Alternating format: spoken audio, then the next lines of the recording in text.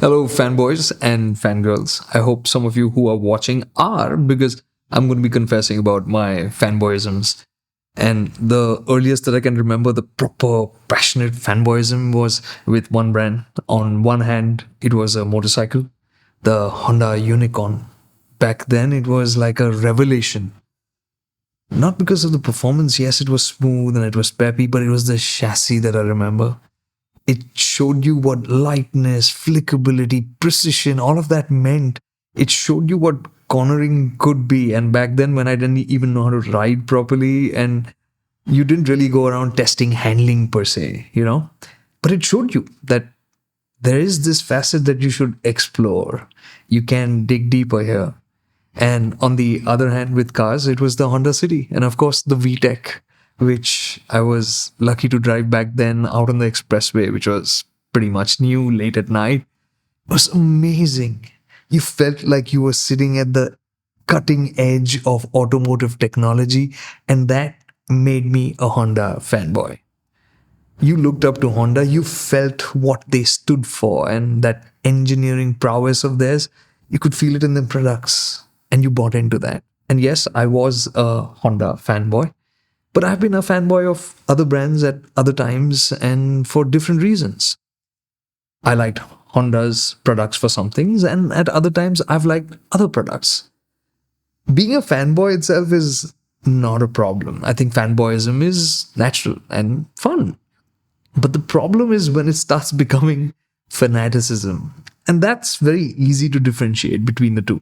Fanaticism, in my mind, is when you stop listening and stop looking at other ideas or possibilities as something that could be better than what you have already bought into, or that it could be right for somebody else. That is a little, you know, blinders on kind of perspective. And that's not really great. It's not great for you. Let me give you a parallel. In motorsport, there are, whether it's Formula One or MotoGP, you have the world's best riders and drivers, the very, very cream, whatever, 20, 24 people out racing every time. Each one of them is fantastic.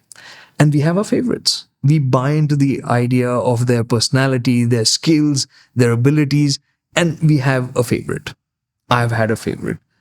But have I always looked at my favorite as being the dominant racer, the one who really aces the competition? Not really. Was he the best racer? I'll tell you who it is. But I've been following Formula One since the days of Mika Häkkinen and Schumacher fighting it out and the times since. But the reason I continued to watch Formula One was because of this one racer that I was and still am a huge fan of, Raikkonen. And as you know, he isn't one of the all-time greats. He would be classified as a fantastic driver, but he's not a multiple time championship winner, right? But I loved him. And I continued to watch Formula One well past a time when my wife would come and wake me up every now and then because I would have fallen asleep while watching a race. And I believe it happened to a lot of people. But I would still do it because I was loyal to Raikkonen. But did that blind me to the abilities of other drivers or stop me from respecting other drivers who were racing then and winning? No, it did not. They were great for sure. They did some things better for sure. The reason why I loved Raikkonen was completely different. I loved him for who he was as a person. I really respected who he was. And that's why I stuck to that sport. Because of him, who he was, not as a driver, but as a person. That's what worked for me. It needn't have worked for other people. Similarly, we have this conversation today about Hamilton and Verstappen. Who's better? I honestly don't care. What I care about is racing, because whether they win their 7th, 8th, 10th championship or 10 races in a row and all doesn't matter to me. What I care about is racing. I care about seeing a good fight, two machines being put together and fighting for the same piece of tarmac, hard, clean, fast. It shows you that what you thought was possible or what was real can change because they always pull out something extra. They make the impossible in those few meters of tarmac somehow happen. And that's when you have, chills going down your spine. You jump out of your seat, shout, scream, cheer them on. And that's the stuff you remember, right? And that's what it also means to me when I'm looking at automobiles, cars, bikes, different brands.